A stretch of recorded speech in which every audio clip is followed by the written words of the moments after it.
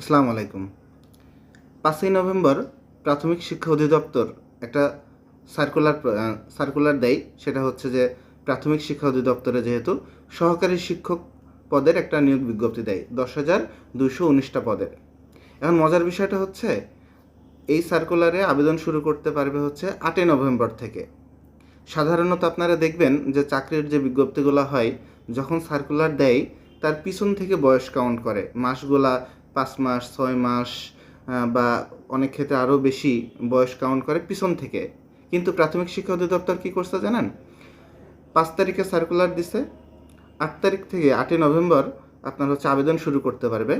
But বয়স count করার সময় তারা কিন্তু বয়সটা ধরছে 30শে নভেম্বর থেকে, অর্থাৎ 30শে নভেম্বর পর্যন্ত যাদের বয়স 21 থেকে 32 বছর পর্যন্ত তারা হচ্ছে আবেদন করতে পারবে। কিন্তু একটা জিনিস খেয়াল করেন, এতে কত ছাত্রছাত্রীর যে পরীক্ষা দিতে পারবে না আপনারা ভাবতেও পারবেন না। একটা জিনিস ভাবুন তো, যে এই যে জুলাই গণ আন্দোলন হলো, এইটার সূত্রপাত কোথায় থেকে হয়েছে? এই যে আওয়ামী লীগ সরকারকে যে পতন করলো, এই আন্দোলনের সূত্রপাত কারা করছে? যাদের বয়স শেষ হয়ে গেছিল, কোটা বিরোধী আন্দোলন করছিল, তারাই কিন্তু মূলত হচ্ছে এই আন্দোলনটা করছিল।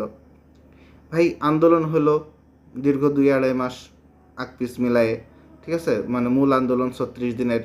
তারপরে হচ্ছে এই যে 1.5 বছর ধরে আপনারা বিভিন্ন সংস্কারের নামে যে সময় নষ্ট করলেন।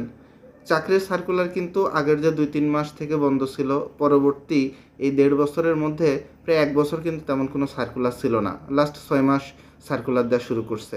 ভাই, এই যে যারা যেসব ছেলেপেলেরা আন্দোলন করলো, তারা তো ওই টাইমটা 1টা বছর তো তাদের জীবন থেকে নষ্ট হয়ে গেল।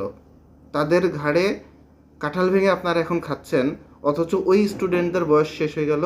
তারা এরকম যে বড় বড় সার্কুলার, বাংলাদেশে তো খুব বেশি বড় সার্কুলার খুব একটা হয় না এই শিক্ষক নিয়োগগুলো ছাড়া। এই যে একটা রিসেন্ট যে শিক্ষক নিয়োগের যে সার্কুলারটা দিল 10,000 পদের, ওই স্টুডেন্টগুলোকে আবেদন করতে পারবে? তারা কিন্তু আবেদন করতে পারবে না। তা আমার কথা হলো, ভাই, আপনারা যদি সুযোগ থাকে আপনারা ভিডিওটা শেয়ার করে দেন এবং সবার কাছে পৌঁছাই দেন মেসেজটা।